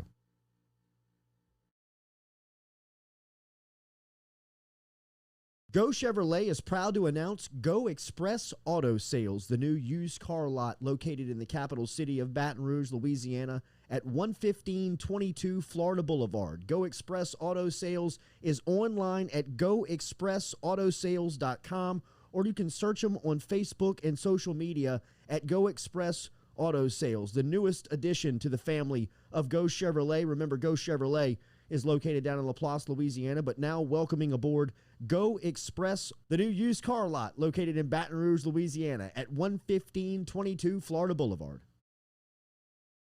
Gearing up for spring and summer down here in South Louisiana, and you want to keep your lawn maintained during these sunny seasons, get in touch with our friend Blake Abear over at Abear's Lawn Maintenance, where he says, you grow it, I mow it.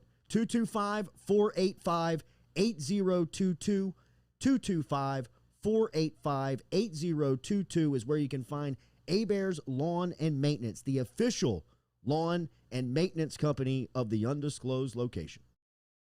Are you self-employed? Then you need to learn about Angel Oak's Home Loans Bank Statement program that they're offering, which makes you eligible as a self-employed borrower to purchase or refinance a home without requiring a tax return. If you want to learn more, get in touch with me. Email me, jordy@jordyculotta.show.com, to learn about the bank statement loan program offered by Angel Oak. jordy@jordyculotta.show.com to learn more.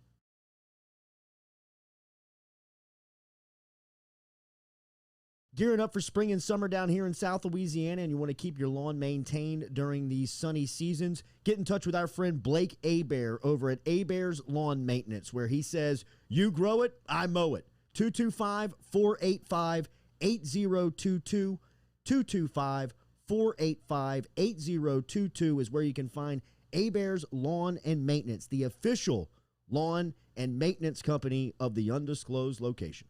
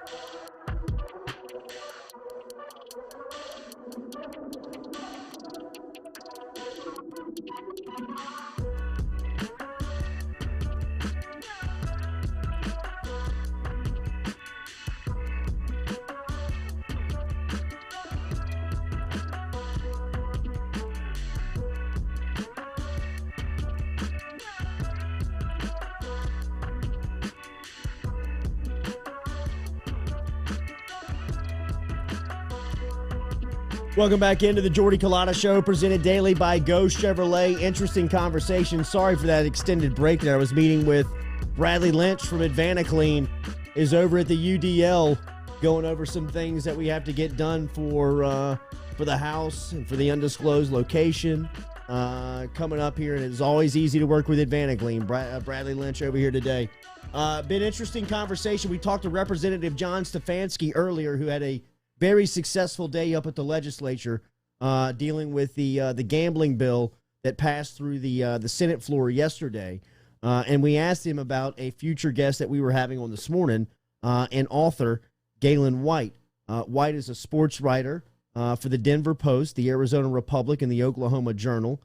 He is the author of 3 other baseball books, and you can find them all online at GaylonWhiteBaseball.com. But he's also the author of the newest book, in which we told you about at the top of the show, The Best Little Baseball Town in the World, and that is around Crowley, Louisiana, where Representative John Stefanski was from. You heard him, how passionate he was about the project and about how cool it was that we were going to talk to Gaylon White coming up here on the Jordy Culotta Show. So it is our pleasure to welcome in Mr. White to the conversation. Gaylon, I know you're in South Louisiana, so welcome back to South Louisiana, and welcome to the Jordy Culotta Show. Thank you for your time this morning. It's great to be here. By the way, Representative Stefanski represents District 42, and that number, of course, is always associated with Jackie Robinson. Nice. Oh, well, little tidbit that right is off the top. It's a nice one. It is well researched. What brought you to this project? What reminded you about Crowley and the history of baseball in that town? I've written several baseball books on the minor leagues, and I was working on one called Left on Base in the Bush Leagues, and interviewing a ball player named Hugh Blanton. He won 21 games for Crowley in 1952. We were actually talking about another player. Near the end of the conversation, he said, the greatest hitter I ever saw was also the sorriest human being. And he mentioned that he wouldn't walk on the same side of the street as this guy because he was afraid that somebody might shoot at him and he would get hit. So that was Conklin Merriweather. He was a home run champ for Crowley in 1952 and 53. He also led 2 other leagues in home run titles. And the reason for his statement that he was the sorriest human being is after he left baseball, he killed his mother-in-law with an axe. Oh, God. Okay. That's one more out the park. In 1921, Babe Ruth played in Crowley, Louisiana. What was the what was that like when the Sultan of SWAT was in South Louisiana? Well, the Yankees did their spring training in Shreveport that year, and so they did a tour of various towns in Louisiana, Lake Charles, Crowley. They went to New Orleans as well, and I think they also stopped in Baton Rouge. Babe Ruth, on arriving in Crowley, noticed this 9-story building. It's the bank building that's still there now. Yeah. He called it a skyscraper, and he praised Crowley for its grit. They had an opera house at that time. It was built in 1904. It still stands. It's been restored, and his signature is on the dressing room wall in the back. It says, George Herman Ruth, the Babe. Wow, how cool. What are some of the tidbits that you've picked up from the history of whether it is the Crowley Millers or the ballpark in coming down? Because I know that you've been down to Crowley. I believe, what is this, the 3rd time that you've been to South Louisiana? This is the 4th. Yeah, 4th. The first time was 2013. That's when the research in the book started. I had just spoken to Hugh Blanton. He told me about Conk Merriweather. I started to do a little digging, finding out there was a lot more to the Crowley story than Conk Merriweather. So 2013 was my first visit, came back in 2018, and 2000, right before the pandemic hit in 20. So I guess it's my 5th now that I count them. All sorts of things. Every corner I would turn in the research turned up something new. By the way, I didn't know where Crowley was before this project started. I didn't know anything about the Crowley Millers. I knew about the Evangeline League because it has a storied past. It started in 1934 and produced, prior to World War II, some great players. Hal Newhouser, a Hall of Fame pitcher. Virgil Trucks, who won 177 games in the majors. Eddie Lopat, a great Yankees pitcher. So all these guys came out of this league. I'd heard of the league. But when I got to Crowley, and I hear this phrase, all roads pass through Crowley. Well, that first appeared when Babe Ruth came in 1921 to Crowley, and there was something in a line in the paper saying all roads lead to Crowley. But then I come to find out that John Kennedy, prior to being elected president in 1959, came to Crowley with Jackie. 90,000 people packed Parkerson Avenue, which is the main thoroughfare. Jackie upstaged Jack. She gave her speech entirely in French. And then there was a Greyhound bus station there that served these succulent biscuits. And Little Richard used to also come through town. gorged himself on the biscuits, and head on out the road. So Edwin Edwards was a lawyer in Crowley during the 50s.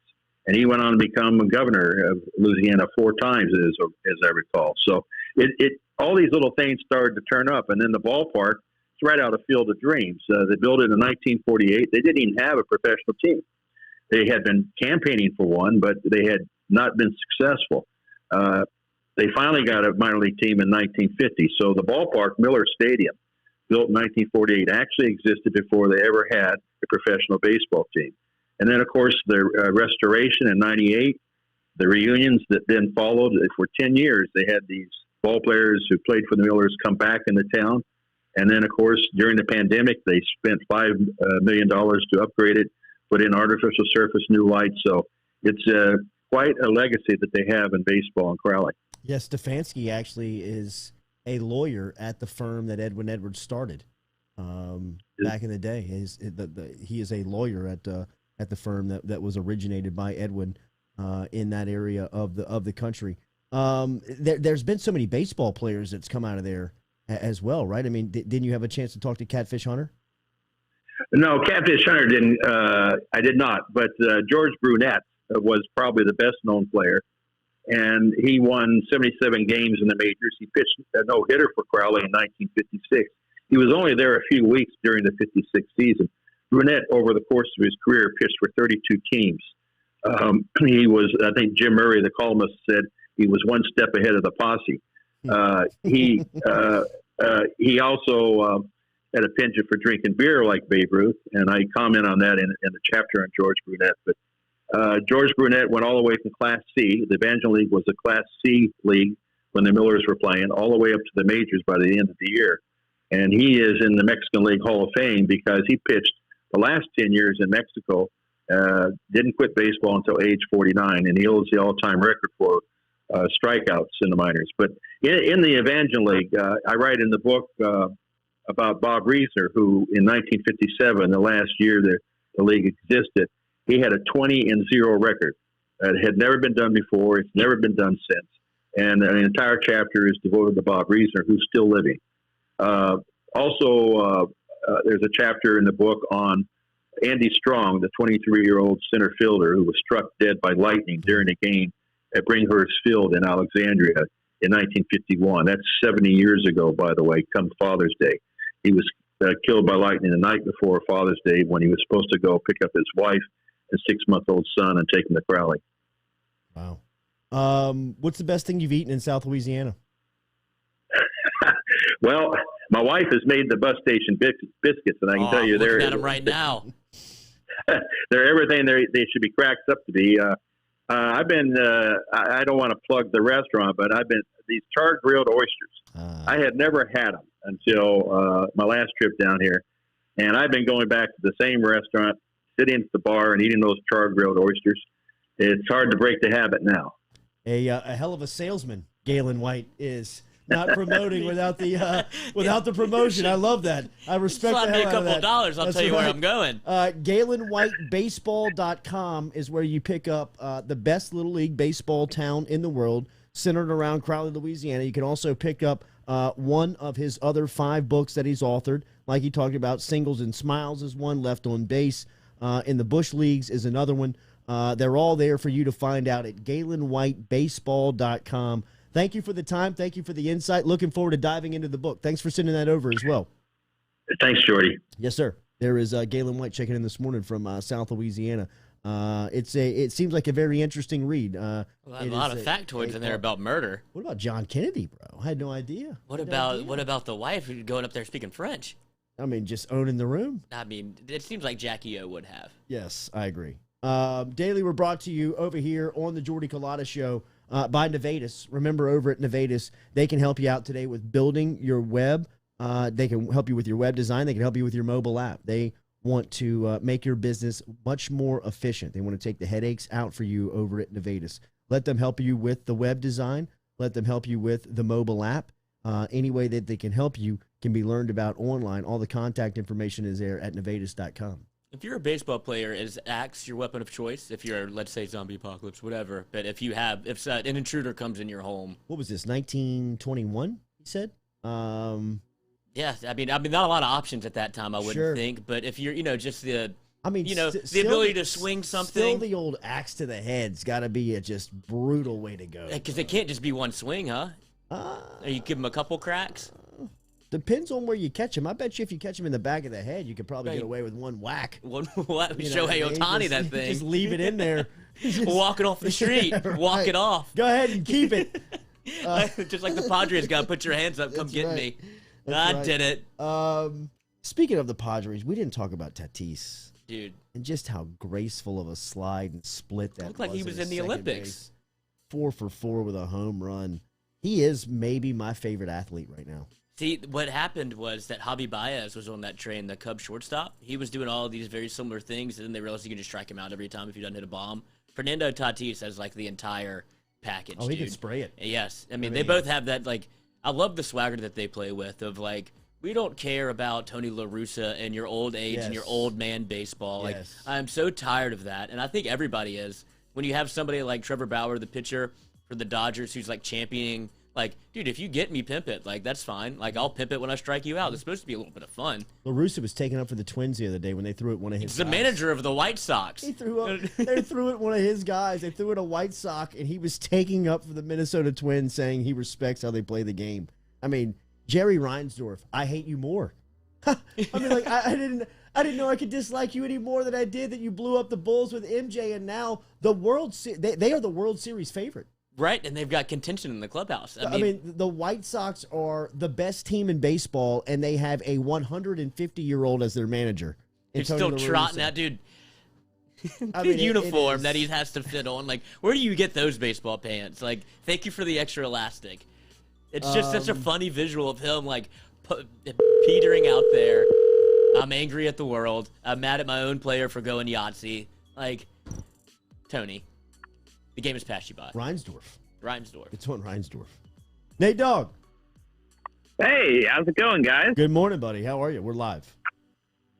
Oh, there you go. Yeah, okay. Thank you for the warning. Easy, what the hell is going on over there with how many floods have y'all had this week? I've got no. How many floods has it been? I mean, it's still raining. This would be the third in 5 days. It feels like we're on the ark, bro. It feels like we have got Noah on the controls here, and it feels like we've got 2 of every animal behind us, and it has not stopped raining for 40 days. I mean, the floods, it's amazing. It's amazing. Is your family safe? My family's perfectly fine. Shout out to the great graphic designer that I know, Kelsey David, out there, actually right off of Drusilla. 2 feet of water throughout the entire house. Like, it's so brutal. It looks really brutal in some spots. She's in the same zip code as us? Yeah, pretty much. Well, I mean, and I'm not going to say where anything might be. Easy. Big news out in Hollywood this week. Things are starting to move around, obviously. A lot of LSU fans starting to plan their trips because it looks like this game is going to happen at the Rose Bowl with UCLA in the opening week of the college football season. Did you know that was happening?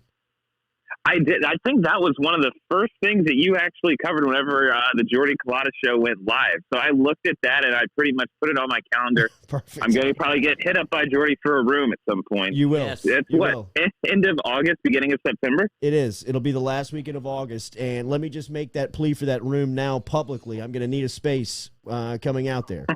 Hey, this is fun. We Airbnb. Jimmy Kimmel said that network television is dying. That is a ballsy move for Jimmy Kimmel to play, right? Well, there's a lot of stuff moving around right now. Yeah, that was this last week has been these upfronts, which people don't know. It's pretty much a plea that these studios and distributing companies have for their advertisers. Advertisers pretty much say, don't stop giving us money. We should still be here, so you should still be paying us. But Jimmy Kimmel decided to do like a roast whenever he did his. Like, look, I got some of the quotes here from what he said. He said, being the most watched network is like being the best-selling fax machine.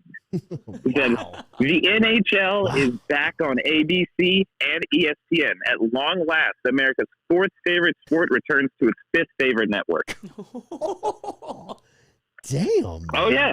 No, he was kidding. My favorite was whenever he said that Amazon is outplaying the game by spending $465 million on their first season of Lord of the Rings and said Jeff Bezos does not dish out that kind of money unless you divorce him. Yeah, that's what I said. That was my that's an easy one. Good. That's so good. Speaking of divorces, are you keeping up with this Bill and Melinda Gates, bro? She is dragging him in public relations.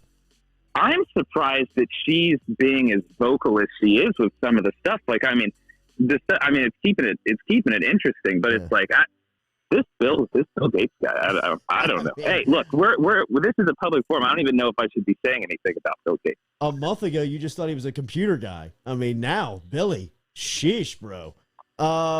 Speaking of Amazon, they're retaliating by buying all of MGM for $9 billion. I guess when you are that rich and that powerful, if anything pisses you off, I guess the ultimate play is just say, let me buy you.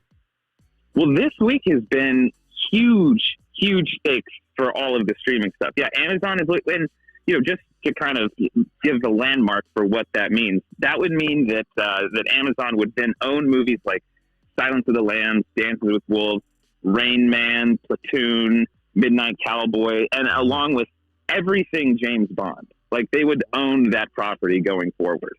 So that's massive. And then on the other side of the wars, obviously you've got AT&T, which just is now announcing that they are combining forces with Discovery. And I looked up Discovery. It's all the shows that the girlfriends and the wives watch. So, I don't play in that sandbox, but it's like $150 billion acquisition. So you've got everyone making these huge stakes. AT&T is now coming after Disney, coming after Netflix, going after Amazon. But like a day after, Amazon then announces that they're going to be buying this property. So it's still, people out here are getting nervous. Everyone's jobs are moving around all over the place. One day you think you have security. The next day, Jeff Bezos decides to buy an entire studio and you don't know what's happening. Which section of Hollywood is most nervous? Which section of Hollywood is most noticed? Nervous. Oh, movies. Absolutely movies. If you're on a TV show, you're pretty much, I think the rule that they say is as long as you're on a show that made it past season 1 and got picked up for season 2, that's job security for like a decade. But no, movies are nervous right now. Studios are being picked up and sold. And one movie that came out last week, Woman in the Window, it's on Netflix. It's with Amy Adams. That movie was kicking around for 2 years because that studio got bought by another studio, then sold to another studio. And just movies are stuck in developmental hell over all of the buying and selling that's been happening in the last 2 years. I think we're hearing a lot about people that are deciding to not stay in California. I think that's a big reason why. The movies are very unstable right now, like Bitcoin. It's also on the move. That's right. Nate, take us back to the genesis of all this. How did this happen almost? Because is it just because people loathe commercials and they wanted everything at their fingertips in terms of streaming? Because I know whenever I watch something, and this even happens when I watch sports, if it's a foul, I'll pick up my phone and look at it. So is it just the instant gratification that's actually been the genesis of all of this happening? I was talking about that with someone yesterday, actually. It's weird to think that, do y'all remember whenever Hulu started, like around 2009? It was just this like weird little thing that everyone was like, what is this? We can like watch, we get like, maybe we get an ad or something every now and then, but we get a whole show on our computer that we can watch. I think it is. I think it's, ads suck. People hate ads. And think about any business, you guys have your own company. I've got my own company. You're kind of always looking at what's the thing that's going to disrupt everything. And I think everyone knows no one likes watching cable anymore. No one likes going on and on their TV and, watching a 2.5-hour movie, but watching it for 3 hours and 30 minutes because you've got 45 minutes of commercials in the middle. I think it's inevitable that that's going to go away. And the more companies can offer, just go online, watch your movies on your TV, just stream it. HBO is now offering like a free version with like a minute of ads. Like everything, no one wants to watch TV anymore. How much do you, I would never call and ask you for a sports report, but how much do you hear what people are talking about with the Lakers? Is there a buzz around town right now with the playoffs and LeBron and Anthony Davis making this push? Anthony Davis is on the Lakers? That's a serious question. That was a for real question. I'm just playing. Great insight as always, my friend. We'll talk to you next Friday. Absolutely. Have a great weekend. Later, buddy. Nathan Velasquez from Los Angeles, from Hollywood, the 5-Minute Critic. Right, make sure that everything 5-Minute Critic is Instagram, YouTube, Facebook, Twitter. He's all over the place on social media. He's here every Friday.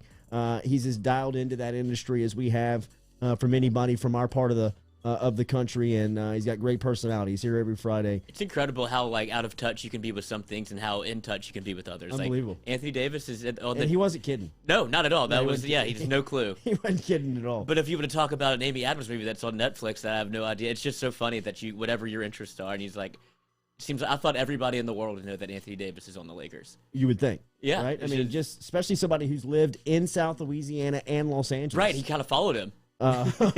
Remember, Elevate Treatment and Legacy Center is located off of Jefferson Highway in Baton Rouge. Elevate is dedicated to treating patients who are battling drug and alcohol addiction. Find them online at elevatetreatment.com. That's ELEV8, the number 8, treatment.com. I've just got one basketball in front of me, so we're going to shoot it up here on a Friday for Harper's Haberdashery. Let's see if anybody's hanging still inside of the bunker. Voice yourself inside of the bunker. If you want Harper's $250 gift card, the next person that responds inside of the bunker, I'm on YouTube right now watching this thing, that just writes hashtag Harper's, will shoot for $250, and you can go collect that over there at the Highland Road Shopping Center, where you can pick that up. They've got great LSU gear as well. So if you want to get something, pick something up. Oh, it's time to start kind of making that purchase, huh? Yeah, it is, man. Get your game day. What's your? Well, I guess you don't go to games, do you? You've always been like credentialed, so you don't have a game day fit. No. Give me one of those balls, dude. Give me a shot.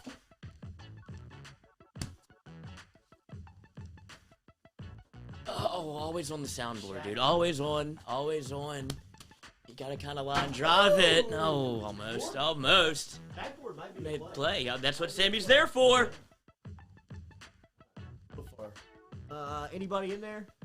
Yeah, there you go. Brown Bear 765. You got it, bro. Get over to Harper's. Tell them you got $250 from the Jordy Culotta Show. Thanks for all the interaction this week. Go Chevrolet. Drives us every day. GEAUX. Chevrolet.com. As we were on JordyCulottaShow.com. Thanks for all the interaction. Have a great week. We'll talk to you Monday morning.